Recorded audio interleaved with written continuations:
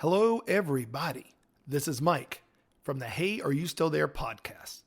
My wife Beth and I would like to invite you to join us each week as we examine life at the intersection of marriage, family, careers, and ministry. Through 28 years of ministry, 26 years of marriage, 23 years of professional careers, and 21 years of being parents to 3 kids, our fun and honest discussions promise to have something for everyone. And now, on to the show. Hello, everybody, and welcome to another edition of the Hey, Are You Still There podcast. This is Mike. And Beth.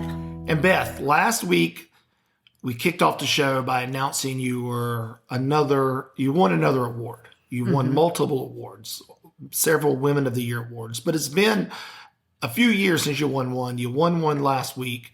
And then this week, we posted this, I believe, to our Hey, Are You Still There Facebook page.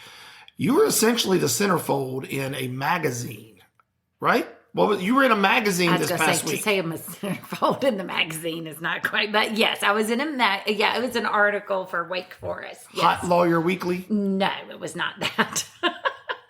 Please. Ugh. Okay, anyway.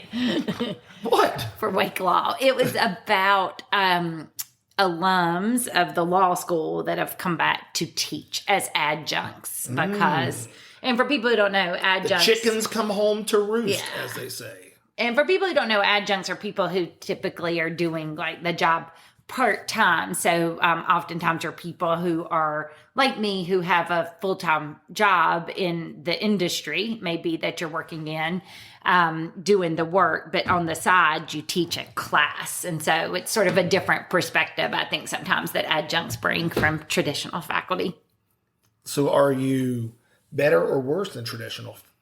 Well, I wouldn't say it's not an either or. I think adjuncts, if they're good, can complement traditional faculty. And what I mean is, I think that like in college and law school, you need a lot of the just traditional teaching methods, and you need the philosophy and the underpinnings of the basis for things. But I think if you're an adjunct, you're actively involved in the work. So unless a professor is actively practicing law, if you've taught for like 20 years, you might be a little bit distant from the reality of what it's like to practice, where an adjunct's going to have a very practical perspective. At least I do to my You're in class. the trenches day in and day out. Yeah. You're able to teach these students what the real world is like. But at the same time, as an adjunct, I don't have the time to necessarily be as invested as an expert. I'm an expert in a different way. You know, I'm a practical expert of like, these are the things arising. No, but I'm saying these are the things that are arising in my workplace, where if I were a full-time professor, I would be reading a lot more papers and it's just a different focus and a different approach, I think, in the classroom. And your students, they love you. Well, I hope they do. They do. Most of you them show do. me those reports. Beth gets these reports where the students will write in comments at the end of the semester, grading their teachers. I guess they do this for all the teachers. Yes, like evaluations of the teachers. Yes. And Beth, it probably shows up in Beth's inbox for about 2 seconds before she forwards it to me and all the kids. Because I like for y'all to know that I am good at something outside of the house. My students appreciate and love me. Why can't you love and appreciate me this way? That is kind of the general vibe of it. Or like, you know, hey kids, I know you think I don't know anything, and I'm just like this bumbling buffoon that kind of like goes through the world as an old person who doesn't understand anything. But look, there are people in the world that I teach that think that I bring real value to their lives. You bring value to our lives, Beth. Well, thanks. Just in different ways. Yes. If I sent you like an annual or semester evaluation, I would love to get a semester evaluation on myself. Yeah, we should start doing that as a family. As a family, evaluating each other. Yeah. How did you do this semester? Yeah, that's a good idea. And I mean, and sometimes you get funny stuff like, well, there's a lot of reading. Okay, well, it's at a law school. That's what lawyers do. You read a lot, you know, but then you get really nice stuff just about like, you know, appreciating prompt grading or like I'm a better practical person for things. having you as a teacher. Yeah, that's always There's been some people that have said that. Yeah, that's gosh. True or false? Well, yeah, but I mean, it's like, but not a better person. Like I'm a good, but a better, like better at my job now, better That's employee. not really how I don't took think. Okay, well, I don't know. I don't think it's been that life changing for most people, but you can take it that way, I guess. But yeah, we'll start doing family semester evaluations of each other with comments, and we'll rate each other. We'll do that. Okay. But the whole point of where you were going is this article was about people who are former students that now are adjuncts. So we teach at Wake now And I think at the for law the school. first time in, how long have you been an attorney? 2001. I can't do that math. What is that, 24 years? Yeah. You've been an attorney for, this may be the first time you've ever mentioned me in an article.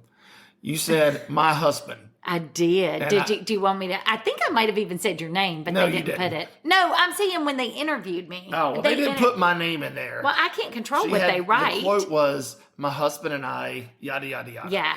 And so I gave I a thought, shout out to wow, Project Beth V3. actually acknowledged being married, which is rare for you in the work field. There have been other things when I talk about like the importance of like a supportive spouse or like my family. We may have and talked things. about this on the podcast. I don't remember, but Beth has 2 phones. She has her real life personal phone. Yeah. And then she has her work, AKA burner phone. I have no idea what goes on there. But if you call her home phone and you get her voicemail, it says, hey, this is Beth Giannopoulos. Leave me a message. Yeah. If you call her work phone, it says, hello, this is Beth Mabe Giannopoulos. Yes.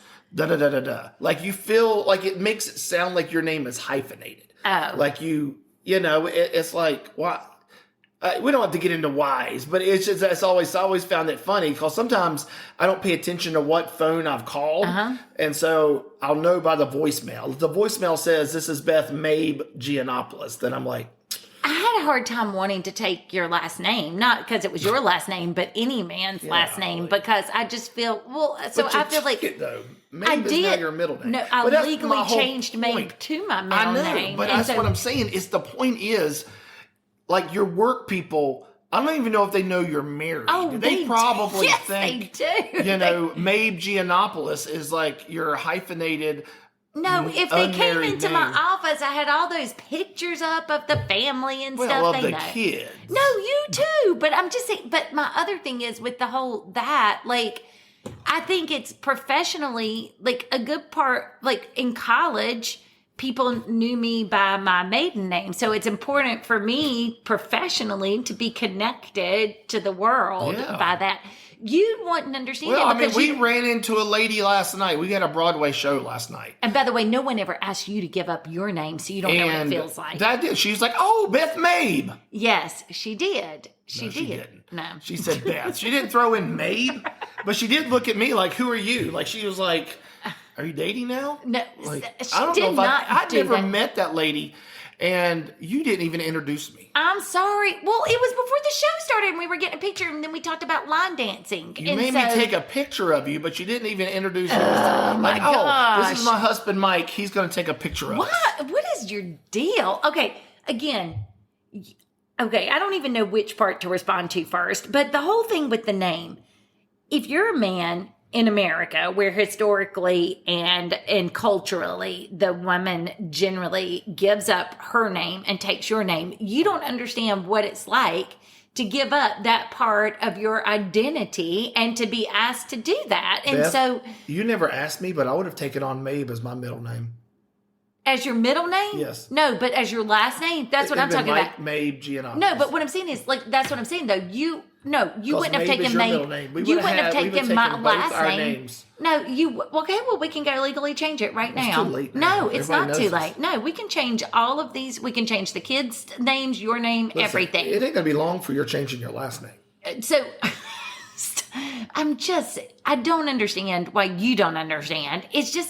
It's hard. And I know a lot of women probably get excited about taking the last name or whatever. But for me, it was a bit of Well, a I think struggle. it applies ownership, and I think that that's fine. Oh, no, need to it's know. not. No. Oh, my I need gosh. to know whose is whose. Okay, after this, we are definitely changing the name, and you're going to be Michael Mabe instead of Giannopoulos if it's going to imply ownership. No, I'm not your property. Like, this is not, quote, ownership. Why are you doing this? This is not what I want to talk about. This is the reason why we're not best friends. Because you think you can only be best friends with your, quote, property that you own, like that you have ownership of. Like, what? I mean, yes. We got crushed in the poll. I know we did. I'm not even sure most of these people even listen to the podcast to understand our thought. Yeah. Yeah, because it wasn't like I was like, oh, well, you just live with your spouse and hate them. My whole point was like, I think a spouse is a different relationship from a best friend, because I think a spouse, it's a different dynamic, and I don't think a spouse can be your everything in the world. That's what I meant by that. But obviously, yeah, I think we did get crushed. So the question on our Facebook poll was, and it just goes from last week's episode. The question I asked, and I see that I worded it incorrectly for one person at least. Only one person. The question was, can a spouse be a best friend? Right. Beth and I said last week on the podcast, no. Right. That it's a different type of friendship you have with your spouse. Right. That, a best friend is someone that you can't dump everything on your spouse, right. which is not to rehash everything. There's just some things. And the type of love you feel for a friend is a different type of love than you feel for your spouse. Yeah. And the spouses that I know that I would say see themselves as each other's best friends. And I'm talking extreme cases, not everybody. Yeah, not everybody on the poll. Not everybody. Nobody that answered the poll, I'm saying, is this person. Yeah. But we know people who they do they're obviously married, they live together, they work at the same place, they drive to work together, they can't do anything without the other. They do everything. They are so dependent upon one another. Yeah. That's a lot of eggs to put in one basket. Yeah. Because you're losing a lot if something happens there. You don't have a support system around you. And it's a lot of pressure. And I think you aren't getting any outside perspectives. Yeah. It becomes very like a self-fulfilling type relationship where we only talk to each other. So we only agree with each other. So, it's like you aren't getting other views or perspectives on things. Right. Yeah. So we got beat. So the question was, can a spouse be a best friend? 77% said yes. Yes. To 23% said no. Yeah. And I didn't vote, so I could have made it 25% or something. Well, to balance it out, our daughter voted for some reason. And she said no. But she says she's never getting married. So, there's that. But 77% said a spouse can be a best friend. So here's where I messed up. I said A. As opposed to your spouse or your partner. Because I had someone answer yes, and I called them out on it. Yeah. And I was like, you're trying to tell me your spouse, I know that they are a great married couple. They've been married a long time, but we know, right? And their response was, well, you said, can a spouse be a best friend? You didn't say it had to be my spouse. Yeah. So they were saying, yeah, a spouse can be, but not my spouse. Well, and then it got me thinking, I don't know, was that the interpretation of some other people? Right. We didn't say, is your spouse your best friend? Right, yeah. Because there may be some people who said yes, but they're like, but it ain't my spouse. Right. I believe that your spouse should be your best friend, even though it's not being played out in my life, Right. And I wonder if less people would have voted because they didn't want to. Probably not. That. I think a lot of people are just like, no, I think that we're just in the minority here. Yeah. I think that's what that poll reveals. Yeah. Said yes, a spouse can be a best friend. You know what that means? That 77% of the population is wrong. Yeah, exactly. That means we're right again, Beth. I know. What were we saying about having outside perspectives or whatever to balance us? Yeah. Mm-hmm. Yes. Yeah. So, anyhow, that's that. This weekend is Mother's Day. Yeah. Happy Mother's Day, Beth. Thanks. I won't be with all my children or anything. It's sad. Well, I think you'll get to see all your kids on Mother's Day. Yeah. Because the day before Mother's Day, you and the two boys are driving to another state to move our oldest son into his bird internship house. His birdhouse, as we'll refer to it. The birdhouse. His birdhouse. It's got a little hole that he enters. He's got an internship with the Audubon Society this summer, and they're putting him up with a place to live. So you're moving him into the birdhouse, all the bird seed he can eat, right? So he'll be there. So you and Josh, our youngest, are going to be taking him down on Saturday, and then you'll be coming back Sunday. And Josh will be driving some to get some driving hours in and for his permit. Maria has been out of town. She's been living her best life in Texas. First time she's ever been. We asked, Maria was very excited about going to Texas. She's going there to visit a friend of hers, and she's never been. And I said, and she kept talking like this fairy tale fantasy land. I said, what do you think Texas is going to be like? And she's like, I'm just imagining like horses and tumbleweeds everywhere. Which, as an aside, there are parts of Texas that are like that, but why don't you share where she's going in Texas? She flew into Houston. Yes.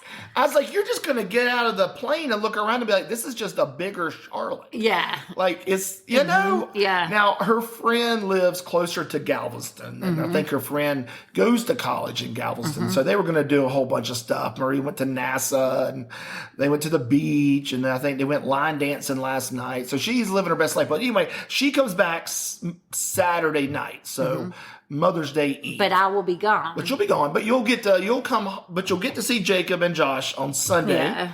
You'll leave, come home, and Maria will be here. So you'll get to experience all three children on Mother's Day. Yes. Do you think the kids will remember it's Mother's Day and get you anything? No, not unless you've reminded them and prompted them to.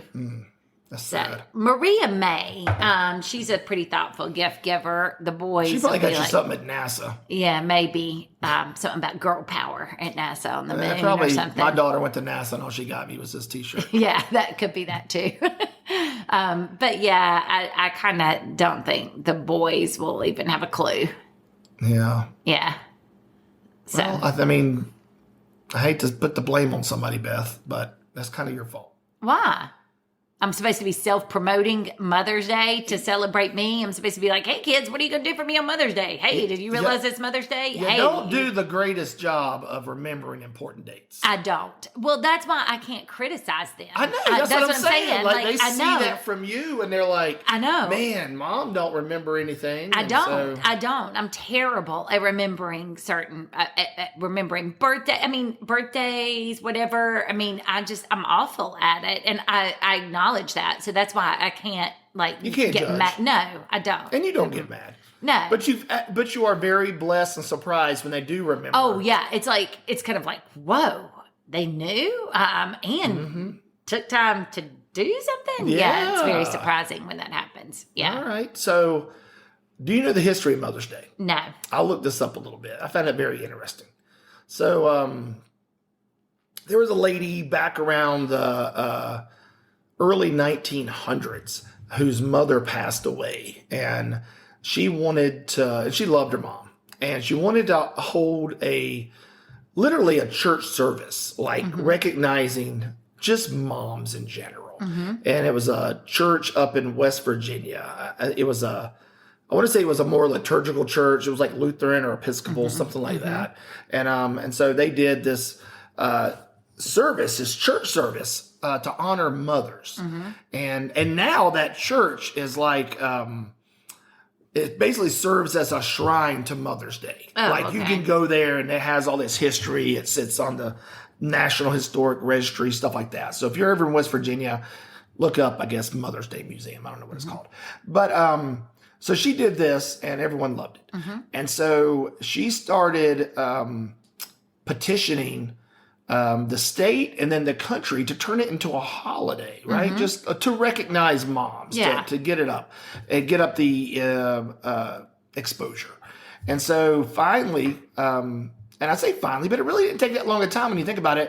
1914, I believe it was President, I think it was Woodrow Wilson, declared that Mother's Day is now a national holiday. So it only took 7 years. Yeah. And I'm like, man, what holiday should I come up with? I mean, I can get this thing done in my lifetime. That's pretty impressive. So 1907 was the first one. 1914, national holiday. Around the 1920s, 22, 23, somewhere on that, Hallmark decided we can make a buck off this. And so they declared it a Hallmark holiday and started promoting cards and other knickknacks. That's when it really took off, probably. And it exploded with consumerism to the point that old lady Jarvis, her last name is Jarvis, I don't remember her first name, the one who invented Mother's Day here in the U.S. said, I hate what this has become. This is not what I wanted. It was supposed to be a church liturgical service on a Sunday just to recognize moms. And now it's become all of things that my mom wasn't even for. Like, you know, like what does this have to do? And so, you know, much like the rest of the world, when corporate greed and government gets involved, it could take a really nice something nice and something change it to something and turn not. it into something crazy. But I thought it was pretty wild that the lady who initiated the very first Mother's Day service within 20 years was like, this is not what I thought it was. Awful. And how many times does that happen to people? Like you birth an idea or something, you know, that in your mind is beautiful and honoring, and then it does just Somebody explode and hijacks get so commercialized or what Yeah. have you that it's not. I mean, and we see that with a lot of holidays like Christmas, Easter, you know, for all sorts of things, but you know, Valentine's Day, probably any of these holidays, like what Yeah. happens to them. I think it's interesting too, like then I'm sure it was very special. And Mother's Day, I mean, I'm not saying it's not special, but it's like now we've got a day for everything. We have Mother's Every Day, day is a national Father's something. Day, Daughter's Day, Son's Day, Grandparents' Day, Siblings Day. Ice Cream Day, you know, like whatever, Love Your Lawyer Day, Doctor's Day, Nurse's Day. I mean, it's literally, you could find at least one thing on every day of the year. So it kind of dilutes And they may not the all be specialness. national holidays, but it does dilute the ones that are national holidays. Yeah, it kind of just like takes away because it's like, well, now everybody has it. So, Right. yeah. Yeah. So now I read this, that Mother's Day is Hallmark's best-selling holiday in the entire year for selling cards, like the number one. Which again is kind of funny because you think about Christmas cards. You know what I mean? Yeah. Like or you know, or birthday. You know, I mean, our birthdays are all over the place, but it's just Mother's Day is just for them. That's That's their bread money and maker, butter. their cash cow. Church attendance now. You know, they use the term C&E Christians. That's the folks that show up at church on Christmas and Easter. Yeah. And those used to be the high water marks of the year. Now the number one, Mother's Day. Is the number one, and I'm not saying that because from what I've read, there's more people going to church on Mother's Day. I think Mother's Day had always been a close third, but less people are going to church on Christmas and Easter. Oh, And so now now Mother's Day's caught up. Yeah, so Mother's Day has caught up, but Mother's Day is now nationally the highest attended Sunday church service of the year. Out and Easter's number 2, and I think Christmas is number 3 now. But you think about it, how many people are like, I'm going to go to church with my mom today. Yeah. Or they ask their mom, what do you want for Mother's Day? Just come to church with me. Yeah. You know? My poor mom won't get that. Sorry, Mom. I'm moving my son. Well, Yes. I think Shirley probably is okay with that. But Because it's for Jacob. yeah, it's for Jacob. And you're seeing her tonight. So, Yeah. you know, kind of a Pre-Mother's Day meal. celebration. Goodbye, away. Jacob. Yes. Should we get a cake that says Happy Mother's Day, goodbye, Jacob, we'll see you soon? I don't know. Some type of that would be quite the elaborate cake. We can come up with some banners like they have on Arrested Development. Yeah, like One for mothers, one. yes. I love Mother. Yes. Exactly. And then Goodbye, Jacob. Yes. Rip it down. And then the other one. We'll have a double thing. Yeah, we'll just keep ripping them off. Have multiple ones under there. Yeah. What's the best Mother's Day gift you've ever gotten? I don't know. I still love those jars that I have that the kids made where they I'll still pull them out. Sometimes they wrote all the different things they love about me or like sweet little things. Oh, so not coupons, but words of affirmation. And they were in this jar, and it was just really sweet because they each had done so many on the different colors and stuff. So that was kind of neat. Mm-hmm. I never found the coupon thing really worked. Well, because no one delivers on the coupons. That's the problem. You're like, hey, I want to cash in. You gave me this coupon saying you'd mop the floor. And they're like, I don't feel like it today. Or can I do that next time or whatever? And yeah, the coupons don't happen. You know what it's like?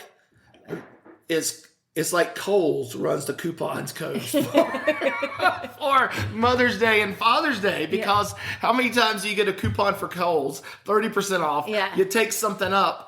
And literally, and like, this doesn't apply. 98 brands in the store are excluded, yes, right? Exactly. And they're like, yeah, exactly. Can't use this on Sephora, Nike, Adidas, like pretty much any electronics. The list goes on and on. That's what I feel like. There's some fine print in the kids' coupons. It's kind of like, I would mop, but only on the 366th day of the year or something. It'd have to be the third Thursday of an even month of an odd day. Yeah. And I have to feel okay and really want to do it. Yeah. That's when you get the coupon to cash in. Yeah. What about purchases? What's been like your favorite Mother's Day gift that kids have bought you? I mean, do you expect gifts? Like what?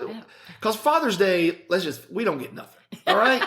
Like that's just... You've got some cool t-shirts. You know what? Yeah, I got some great. World's Greatest Dad or whatever. Yeah, and as my buddy James will do, his family's really good about Father's Day. He'll always send me pictures now of, hey, look what my family got me for Father's Day. And it's like 3 or 4 new albums or something like that. And I'm like, well, my kids and my wife hadn't even said Happy Father's Day yet. So I'm not bitter. We'll talk about Father's Day come Father's Day. Yeah. But for Mother's Day, do you expect gifts like you would for your birthday or Christmas? Or are you fine with, we talked about your love language is quality time. Well, and that's exactly what I was going to say. I mean, a gift's always a pleasant surprise, especially if it's a gift that somebody put thought or effort into. But one of the ones I really loved was we all went to Lazy Five Ranch. This was years ago. Mm-hmm. So it was like we went to church. Then afterwards it was like, let's all pile in the car. The whole family's going to Lazy Five Ranch. So it was just neat going all of us. I mean, so I really like when the kids are able to take the time to actually go do something. I mean, and even for my birthday, that's what I want. Because Maria's going to run a race or whatever on my birthday, so she won't be here. And I'm like, okay, well, I want the family to give me a day in October to go see the leaves or do something together. That's what I want. Mm-hmm. But a present's always nice, especially like I said, if you can tell they thought about it and things, but it's not like I have to have I got you a present. Oh, okay, good. Because you're making up for the kids who'll forget. Well, no, and you're good with gifts. You're the mother of my children. Yeah. I mean, I want to honor that. Well, thank you. So I think I got you again a really nice gift. I'm raising that bar for Father's Day. All right, there you go. Okay, putting the pressure that on. You'll enjoy. But y'all get really stressed now about the Father's Day. Good. You got a month. So stressful. Okay. All right. I had a topic I threw out to Beth this week because it was based on a conversation I was having with one of the kids. And I sounded like the old guy that was like, well, back in my day, and I realized times change, right? And so like one of the things that I think this generation gets unfairly picked on is smartphones, right? You get from our generation, 50 up, right? We'll just say, we'll say things about kids like these kids nowadays are always on their phones, right? Yeah. Back in my day, we used to go hit a rock with sticks and we were happy. Well, if they'd have had a smartphone, they'd have been on a smartphone. Over it. And you know why I know this? Because I see all these 70-year-olds glued to their smartphones all the time. Yeah. Mm-hmm. And so if they would have had the technology then, they would not have been out hitting rocks with sticks. Exactly. They just wouldn't have. And so I don't want to sound like I'm that guy. It's not like they would have had more self-restraint or what have you. Yeah, it's not like smartphones were laying around and they were like, forget that. Just give me a stick. Right? Give me a ball. I'll just throw it against a wall. Right. Or give me some chalk. I'll just draw some squares and hop on one foot through it. So, and I don't mean that. But what I wanted us to talk about, and I gave Beth a challenge, there are some things that don't exist anymore.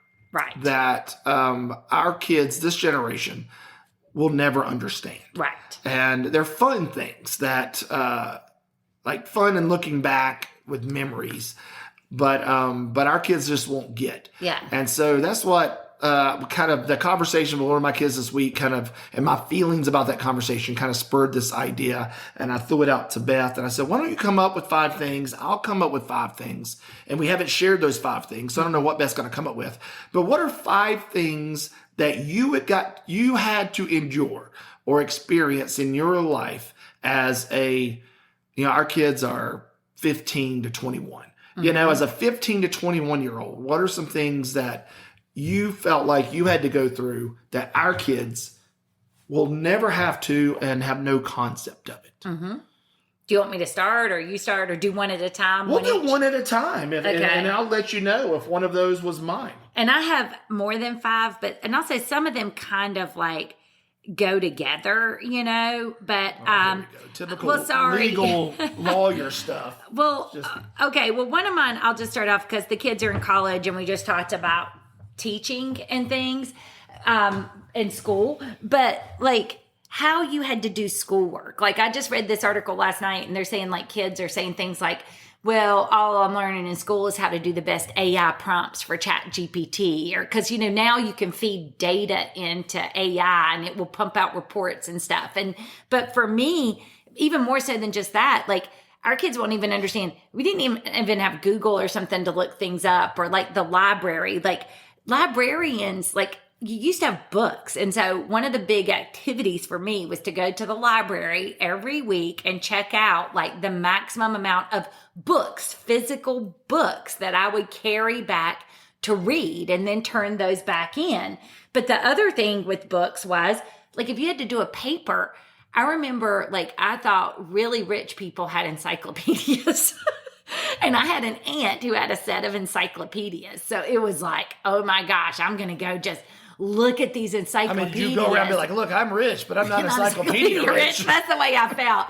But, but like if you wanted to write something or look up something, that was like a primary source for us. Like now people don't even have encyclopedias. How would you even start to try to put like... They wouldn't even understand Encyclopedia Brown. Yeah, like exactly. But like, if I had to do something on Einstein's theory of relativity, I would go to the E-Encyclopedia and, some of them were thicker than others and I would read the little excerpt about it. But like for me, that was one of the things, like to do your papers, to do things, you were handwriting your notes, handwriting tests, or sometimes they would even be doing things, like on that carbon paper if you had to make more than one copy. And like you actually got physical books. And I remember the first time I went to Biltmore and saw that library full of physical books, I was like, oh, if I'm ever rich, I'm going to have a library like that. Well, now I may have a library like that on my Kindle, but it's electronic, Mm-hmm. And so I just think about, and even in law school, this part does age me some, but like I was on Law Review, which we had to do this thing where we would have to go through, and any person, like you'd have all these scholars that would write these scholarly articles, they would cite things and we would have to go through and go to the library and for every citation in that paper, find the book, open the book to that page, confirm that the quote said what it said. Well, now you would just like put that in Google and it would do it in seconds, And so our kids will never experience this whole concept. It's like that time I went to the library and I called you and I was like, my heart was warmed because I was like, Mike, I'm returning a book and all these people are lined up to get in the library. That just makes my heart happy that these people love reading. And you were like, they're not lined up for the books. They're lined up to get on the computers for the free internet. And I was like, what? And then I walked in and sure enough, That's what it was, because the library. George South shoves you down on his way to the public library. But now the library is about that. It's about like classes and community. There are a few books, but it's just a difference. Our kids won't do that. So it's really different. Yeah. I think that's a great one. One of mine that I had is cash and change. Oh, yeah. Like we didn't have credit cards. They would have debit cards. Even our parents, that was just something that wasn't even a thing. And so you would have to carry around cash, and you'd have to make change, and you'd have change in your car. My dad would always tell me to have a folded up $20 bill tucked away in the back of my wallet in case of an emergency. And I think people of our parents' generation still pay primarily with cash. That's just their thing. And there's companies now that are cashless. They will not take it. Yeah. Like, what are you doing? Yeah. Like, we don't.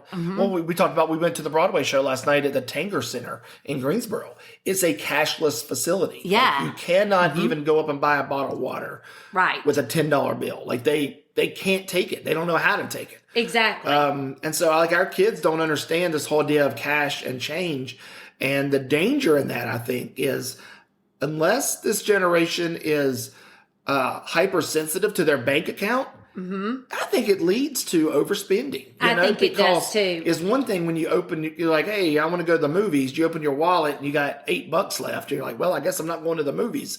Versus, well, here's my card. Let's go. And you just boom, scan it, tap it, you're out. And you just don't think about it.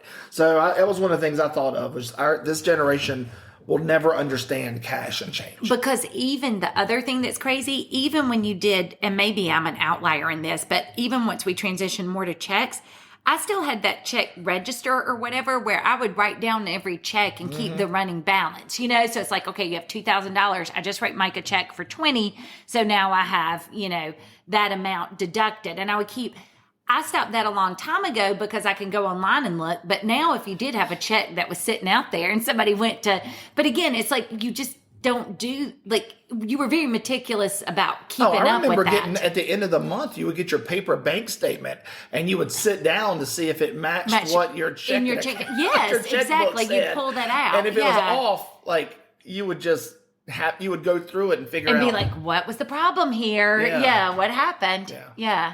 So what's another one of yours? Well, these two kind of go along. It has to do with TV and radio. So like this whole concept though of waiting for things. And what I mean is so our kids all love music. And so, Taylor Swift drops a new album. So everybody just gets up at midnight and listens to all the songs. Like for us, it was like initially with albums, it was like, okay, well, if you want a record, there were a few singles, but you had to go buy the entire record. And I was trying to explain to Josh how usually side A would have like all the good stuff and side B would be like the stuff no one's going to release. But if you didn't have the money to buy the record, once cassette tapes came out, I would sit and listen to Casey Kasem's Countdown with my fingers on the play and record button. And he'd be talking because I would know, oh, this next song might be the song that I really want to record because I didn't want to buy the whole cassette tape, And then and then he would be talking and sometimes they would talk over into the song, which was so upsetting, but you would record it. And the same thing, not just with, that's music, but with TVs. Like I think about that whole thing of Saturday morning cartoons and shows. That was a thing. Like there was no like streaming or I just wake up and watch do we want to watch Disney Channel or PBS? I had like 3 stations, a big antenna on the top of the house, and you'd have to set the antenna to Northwest for Channel 2 and, Southeast for Channel 8. And, if I wanted to see things, I would have to get up early, run into the living room, turn on because you also didn't have TVs in your room, turn on the TV and watch my Saturday morning cartoons. And if later as I got older, if you wanted to watch something, you were going to miss it, you had to program your VHS to record it. And then you had to fast forward through the commercials. So I think it's just more that concept of for us, not just black and white TV shows that turn to color or anything, but just that idea of like now we finished season 3 of Yellow Jackets and we're like, well, how are we going to wait like 2 years till the other one comes? Because we just sit and watch that show as we want to, whenever we want to. If we wanted to watch all 12 episodes and had time, we'd do that. Where then it was literally like, okay, you've got to watch it on Monday night. If you can't, you have to record it on the VHS. If you miss it, well, you're just out of luck. And you got to wait till summertime when the reruns come on. Yes. Yeah. And then sitting through the commercials, it was just a completely different experience of anything that was entertainment, whether that be music or television or movies. Mm-hmm. I got something a little similar. I called it physical media in radio. You know, now kids can just stream everything. You know, they have 24/7 access to. Yeah. It's all in your phone. You carry around your phone and it's in there. At all. And, you know, there's the idea of physical media, having to purchase an album, then having to purchase a cassette tape, then having to purchase a CD, and having to have a way to play that in your car. Obviously, you never could play an album in your car, but cassette tapes and CDs, that's why that was so great, was you could play it in your car and you could take it with you. Yeah. But if you didn't have that, you had to listen to the radio, like you said. You had to listen to Casey Kasem's when you knew that something was going to be on there. Or, you know, a lot of stations would do like top 8 at 8, you know, or, you know, I'm sure you used to do this. They had the call-ins where you could request a song for your boyfriend or girlfriend. Dedicate it to someone. I'm going to dedicate this. And they would read you just wanted them to read your dedication on the air and then play the song. And like our kids don't know any of that. Like they'll never, ever understand that. That's so far out of anything they've ever experienced. I mean, because even with streaming music, they don't even get like when you go to the other place and you have to listen to their radio stations or find the new radio stations or the talk shows in the morning, you know, like that would come on. I'm willing to bet Josh is 15. I honestly don't know if he's ever listened to the radio. Yeah. I just don't. Because I think by the time he was born and in cars and things, you know, we would have CDs, right? And then we had Sirius XM radio, and then we had streaming and stuff. And so I don't know if he's ever literally sat in a car and listened to a radio station, not knowing what song was coming up next, and having to listen to commercials between every couple songs. Well, and also he's our first kid too. It's interesting, the generational difference, because he was 6 years younger than Jacob and 4 years than Maria. But Jacob and Maria still had a little bit of the whole TV thing, because early on when we didn't have much money, we had 2 kids, you know, 22 months apart, like, you know, we were struggling. And so one of the things we cut out financially was cable. So it was like this, they did for a small part of their childhood, you know, when that happened, because when you talk to them about their memories of the TV shows, there's like this gap where there was no Mickey Mouse Clubhouse or Doc McStuffins, because we didn't have cable. We couldn't afford it. They were the PBS kids. They were the PBS. They had Hey, It's Franklin, Max and Ruby, Arthur, Caillou, who you could do a great imitation. But they actually experienced a little bit of that, like only having a few stations because we didn't have the money. But then when Josh came along, he was the first generation that almost never watched real TV. Yeah. He was that generation that started to watch all these YouTube videos and all that stuff. Everything he watched was not a television show. So even that progression, just in like that 4 to 6 year time difference, how much of a change that was. Yeah. It's crazy. What else you got? Well, one of the things was, and this also kind of goes along with phones, but this whole idea of like pay phones, shared phones, like, you know, I remember it started off when you would call somebody, you used to be able, you didn't have to dial the area code. You memorized everybody's phone number, but it would be like 52267. You know, you only had to do 5 numbers and you would call the person, at least in Danbury, that's the way it was. Yeah, and then it went to I've never heard of that in my life. And then it went to like the 593. I swear. Are you serious? I've never heard of that. Yes, that's like, and my. What?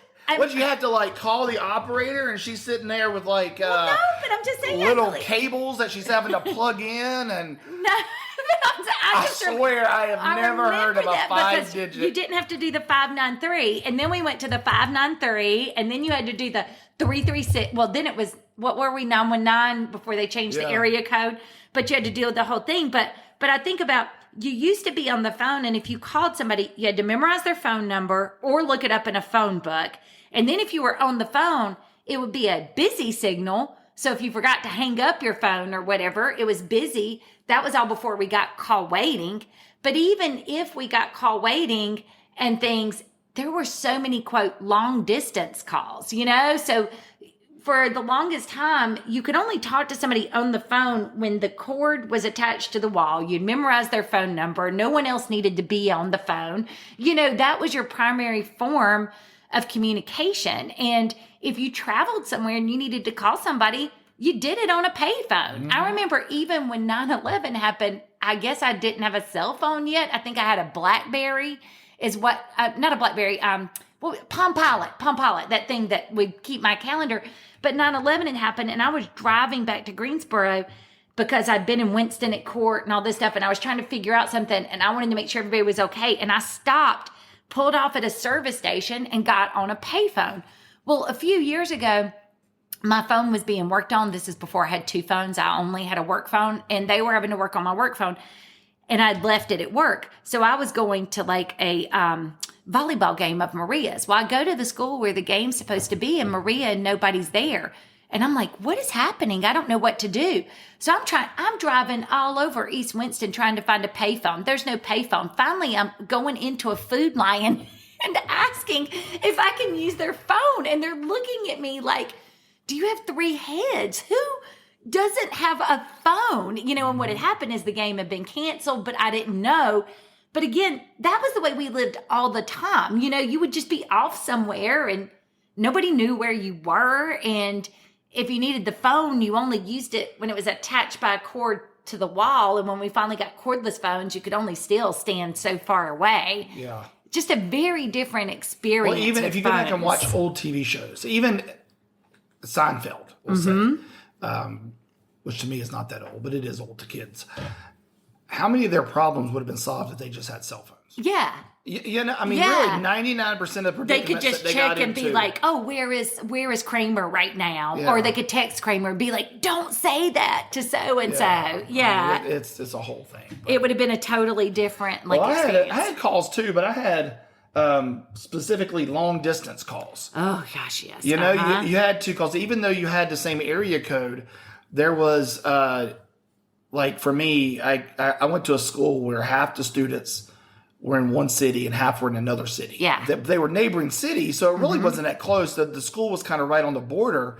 And so there was half of my friends I could call for free, right, because they were local. The other half, because they lived 3 miles the other direction, cost. Like if I called them, it was like 5 cents a minute, you know, like something. And then you would get in trouble if you accidentally stayed on the phone too long and your parents got the bill. Oh, yes. I mean, our kids, because now, literally with the phone plan we have, we can call Canada and Mexico for free. And unless we're in another country, and even then it might be like so much, like $10 a day or something to call international. But when we got cell phones, they would have roaming. I remember if you were in Danbury, you might hit the Virginia cell towers and have roaming charges. And I remember for a while, I would try to call other people. I had Verizon because you could do free Verizon calls without using your minutes. Our kids will never know about limited minutes either or to limited talk. Text and that kind of stuff. But I just thought about the long distance things, like specifically for me in high school, because I had our high school sat pretty much on the border between 2 towns, and half my friends were local and the other half weren't. Yeah. And I had friends that lived closer to me that were long distance phone calls, right, compared to some of my friends that lived a little bit farther away that were local, right, just because of how I don't even know how they did it, how the phone lines were set. Yeah. So, anything else? One of mine that's kind of related to that, I had like 2 others, but one of them was like just finding your friends if they moved or something happened. So I thought about like, I had this friend in elementary school. Her name was Terry, and we sat together like in 1st grade, and I really liked her, and she was really cool. And then one day she came. Now I grew up in Danbury, so for context of anybody that's listening and knows this geography, she was moving to Madison. Okay, that's, I don't know, what is it, 30 minutes? I don't know, not that far. But to your point, she was going to be long distance. You didn't have email, so the only way I was going to be able to talk to her was to get her address and write letters, because since it was long distance, that was going to be a no-go on the calling. She might as well have moved to the moon. I mean, I wrote her a few letters, but then it was like I couldn't find her again. And I think about people that I met. Like, I mean, I remember one time one of my friends from college needed to find me. Her name was Ginger. And so back then you had the phone book, or if you didn't live in that area, you called directory assistant. So she called and she's like, oh, I need a Mabe in Danbury. And they're like, oh, well, there's like 400 of them or something, like you had to do that when you tracked me down one time in college. You had to wait and call like an operator, where now, as soon as you meet, they like get their Instagram. So you can literally, I guess you could move to the moon or Japan or wherever.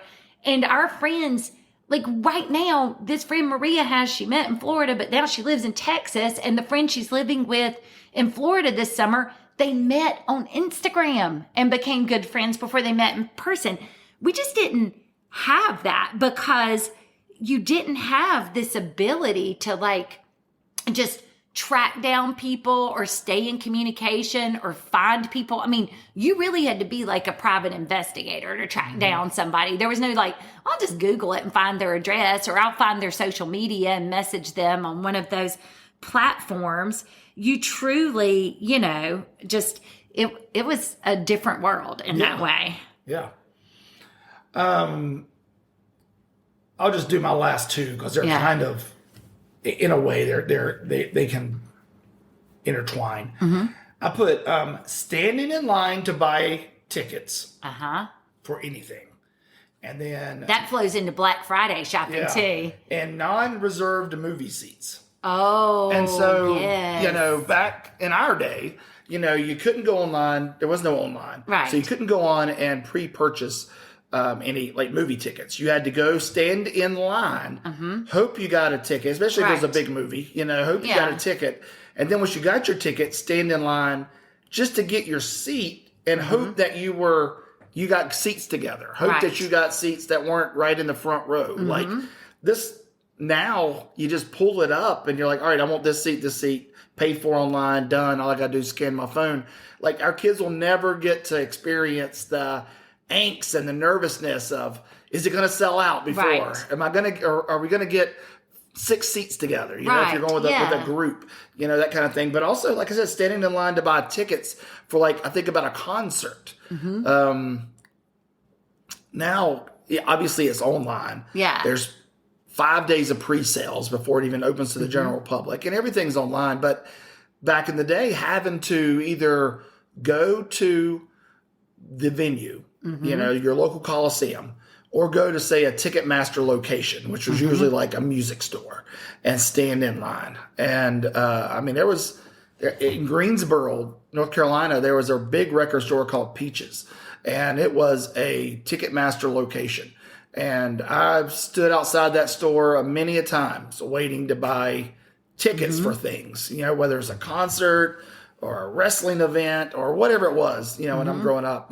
My parents would just drop me off, and I'd stand in line for 4 hours, to get this ticket and hope that I got it. And then when you get up there, have to ask the person, all right, what's available? And then they'd have to show you like on a map, well, this is available and this is available. And it was just totally different. And so again, kind of like the physical media, our kids don't understand the physical ticket and the physical act of standing in line for a ticket. Well, and mine I had at least two more, but one of them went along with more the work world. Like I think about when I applied for college or jobs or anything like that, we didn't have computers. So you literally, every college application, they would send you and you'd have to write a check for the application fee. And every college had different essay questions. You literally had to like get the college like view book and pull the application off the back and put it. You were lucky if you had a typewriter that was like a word processor and would remember a few things. But if you made a mistake, you know, unless you had that typewriter that would go back and correct it, you might have to start over. But the same thing with like job applications, you know, you'd have to show up somewhere and do things by hand, or you might only have so many paper copies of your resume and a cover letter, where now you just keep all that stuff and you could just like tweak it a little bit and send it. That's why they can apply to like 100 colleges or something, because all the essays are the same. And then when you go to that too, when I thought about the working world, like early when I started practicing, I was one of the first generations of lawyers, I think, that had laptops in law school, because right before I started law school, like AOL had came out, which is another thing, dial up. It was over, the internet was over the phone lines. So if you had to get online, you couldn't make a phone call. You couldn't make a phone call. It was busy, but I actually had a laptop. And so I would take notes on that. So I became very fast at like typing my own stuff. Well, when I started practice, the old school lawyers were like, no, you have to dictate. And they wanted me to take that little cassette tape, and it was the small one, in a little recorder and dictate my letters. So I would say what I wanted the letter, dear Mike, return or space or whatever. I was never good at it. And then give it to someone who would type it up from my dictation and then give it back to me to mark it up. Like it's crazy. Like no one does anything like that. And then I even think about when you watch shows like The Office, I know people do now, we're going back and more people are working at work, but even for the people going back to work at work, they're still like on Zoom with people in other states and stuff. Like that whole dynamic of all of us just going to work, and you'll have cubicles or whatever. Like that whole vibe is like just done. Yeah. Other things I thought about, these were just a little high level, but growing up in tobacco country and stuff, the way there were smoking sections in restaurants, a smoking section at school. I went to a conference. And what's stupid had is ashtrays on the back of the thing. Sometimes, like at a smoking section, the only thing that would be separating you from the non-smoking and smoking section was like a piece of painted lattice. Yes. You know, so you had this, so the smoke was still coming over. It was just so, looking back on it, it was ridiculous. But our kids will never have that, like these designated smoking areas. I thought about Kmart blue light specials. Like that's how you got sales back in the day. There was no like online things. You'd just walk around Kmart and then the blue light would go off and you'd run there. Developing film. Our kids think it's fun now to have like a Polaroid or to take the things, like now they want to buy actual film. And it's like, they don't know what it's like to be like, okay, I've got 24 pictures on this. My finger's going to be in front of 3 of them. Somebody's eyes are closed in 2. The lighting was weird or it got exposed. Yeah. Like that, how many pictures you took for me when we first had Jacob, the guy knew you because he developed so much of our film, you know? And then I thought about too, man, you do like a top 20 list. I said 5. Sorry, 2 other things I thought about was like driving like a stick shift, you know, and like having to actually look at maps. Like I thought about this the other day because when we were driving to our Broadway show, there was a wreck. So you look and you're like, oh, how far up is traffic backed up? I remember when I went to Colorado that time to meet you out there, I went to AAA and got triptychs where they told me exactly the roads and picked up the cars, and I'm there with no cell phone, no maps. You know, if I had to get redirected, there's nothing telling me that this way's faster or whatever. I actually had to like read a map, and I learned to drive a stick shift. You learned to drive a stick shift. Didn't have air conditioning in a lot of our cars. That was another big one, the lack of air conditioning. We had like this attic fan in our house for a long time. We didn't have air conditioning, and I didn't have air conditioning in college when I started. And it's hot in the South and humid. And so I think too, our kids, just everywhere you go, there's AC now. So I just thought about like lots of things like that seem really small, but they really are big. Like you just think about the time you spent or the way you entertained yourself or the time that it took to do certain things and how that's changed is pretty dramatic. Yeah. Yeah. But looking back, I look back with like fond memories of some of that stuff. Oh, yeah. You know, like none of those things were like, it was just a way of life, you know? And I know that's how the generation before us looks at life, you know? Right. Like when they do talk about the modern conveniences they didn't have. Yes. And how easy we have it. And like, I guess like microwaves or, you know, stuff like that. Or dishwashers. Dishwasher, a freezer, you know, ice machine. Yeah. I mean, you know, whatever. I mean, that kind of stuff. I mean, I get it. It's that life changes. Yeah. And there's some things that are lost that you'll never, ever get back. And, but there's some things that still hang around and somehow do come back, like physical media. You know, there's obviously a boom in albums. You know, this generation loves albums and wants to collect albums. And now there's a resurgence in, from what I've been reading, in cassette tapes and DVDs. Right. And so, not even because we Blu-rays. see Josh wanting those. Like, I mean, it's crazy. So, you know, I think there's something that's cool about the past that people like to collect, but then there's some things that are lost that will never come back. But, you know, we also talked a lot about friendship, and this just hit me now. I wonder, too, though, we had to work pretty hard at friendships. I mean, and I'm not saying this shit, but, like, again, you had to look for people. You had to memorize their phone number, or you had to drive to them and hope they'd be where they said they were going to be. It took a lot of work. And I think that's one of the things now, like, I don't know. I mean, I'll have to ponder that a little bit. But when you think about the ease with which you just jump online and message somebody or say something, and that's good. I'm glad in some ways because it's not like my friend Terry, who might as well have moved to the moon because she's 20 minutes away, you know, and was long distance.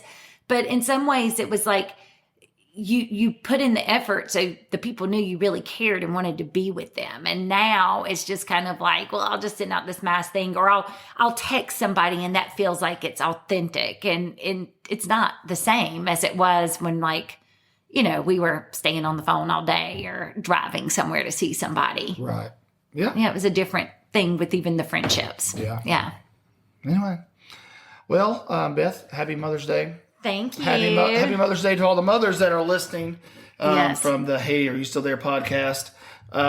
You know, just have a great weekend and a great week, and we'll be back next time. See you next time.